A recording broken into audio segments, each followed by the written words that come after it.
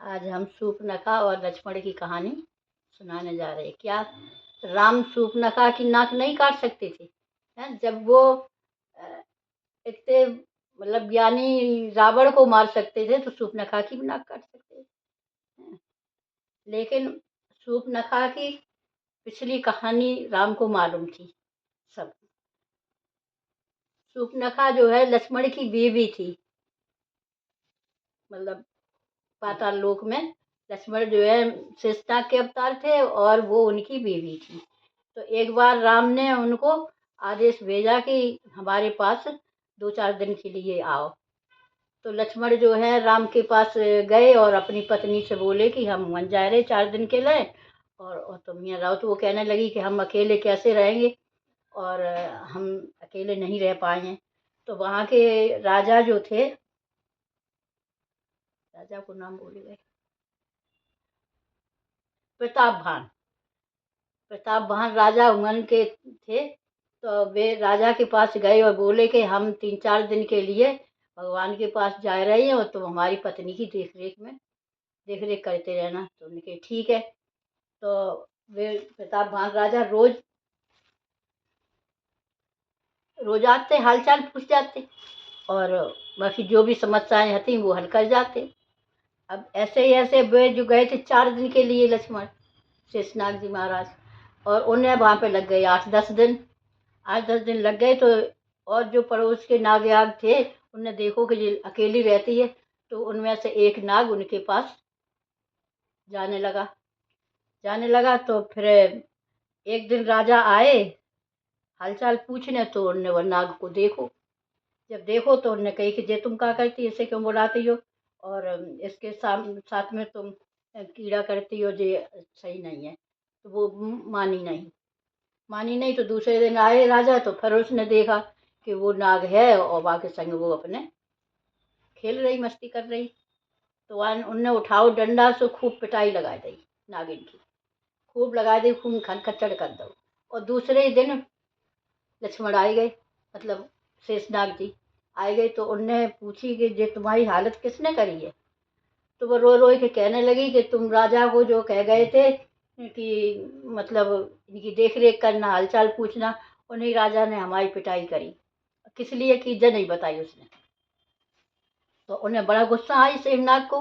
वे जो है एक बालक का रूप धर के उनकी सभा में गए कि हम पूछिए जाए कि तुमने हमारी पत्नी की पिटाई काहे लगाई। गए मन वे सभा में बैठे रहे, लेकिन सभा में भीड़ ज़्यादा थी तो उन्हें टाइम नहीं मिलो कि जो वे उनसे पूछते। शाम के लौट के आए तब उनकी पत्नी ने पूछी कि काहे राजा से बात भई। उन्होंने कि आज भीड़ बहुत थी और ताकि वजह से हमारी बात नहीं भई, हम उनसे अकेले में बात करना चाहते और हम अब कल फिर जाएं। और हम कल फिर जाएं, अगर राजा की गलती हो है तो हम उन्हें अच्छे से संभाल देंगे और अगर तुम्हारी गलती होगी तो तुम्हारी नाक काट लेंगे। अब दूसरे दिन वे फिर गए लड़का को भेज धर के उनकी सभा में। तो उनकी वो नागिन ने पत्नी ने सोची कि राजा झूठ तो नहीं बोली है और हमारी अगर पोल खुल गई तो जो है आए के हमारी पति नाक काट लेंगे। सुबह ने खुद ही आत्महत्या कर ली। अब वे उंगन पे गए, बैठे रहे। फिर सब सभा उठ गई, तब तक बैठे रहे, उठे नहीं, हटे नहीं। तब राजा ने पूछी कि भैया तुम कल आए थे और तब तुमने अपनी बात नहीं कुछ रखी और आ जाओ तुम, सब लोग चले गए और तुम मतलब क्या पूछना चाहते, क्या बात करना चाहते। उन्होंने कही हम आपसे अकेले में बात करेंगे। उन्होंने कही ठीक। तो वे गद्दी छोड़ के अपने दूसरे कमरा में गए और बुलवाए गए। तो न जाए के वही बात पूछी कि हम अपनी पत्नी की सुरक्षा के लिए तुम्हें कह गए थे और तुम जो हो सो हमारी पत्नी को इतनी बुरी तरह मारेंगे, खून खच्चर पड़ेगी। हैं? सुरक्षा तो तुमने नहीं करी बल्कि उसको घायल कर दिया तुमने मार मार के। तब वो राजा ने उनकी पूरी बात बताई कि वहाँ पे एक नाग आता था, हमने बहुत मना करी और जब वो नहीं मानी तब हमने उसे मारा। अब वे गुस्सा में आए, लेकिन आए का वो बात बता कर चुकी, मर गई थी वो, मर गई वो ही वो शूर्पणखा भई आए के। और हाँ, जब वो मरी है तब वो राजा को श्राप दे के मरी कि तुम राक्षस हुए हो। और अपने उड़ा तो सही वही जाएगा।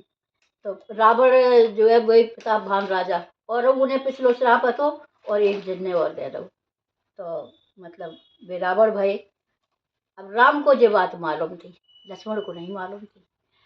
तो जब वहाँ पे गए हैं और शूर्पणखा आई है और ने प्रस्ताव राम से रखो, तो राम ने मना कर दी कि हम तो विवाहित हैं और हमारे भाई से तुम बात कर ले, वो करे तो कर ले। लक्ष्मण के पास गए, उनने मना कर दी कि हम तो इनकी सेवक हैं और हम कैसे शादी कर लें, हम इनकी सेवा करिए कि तुम्हें देखिए।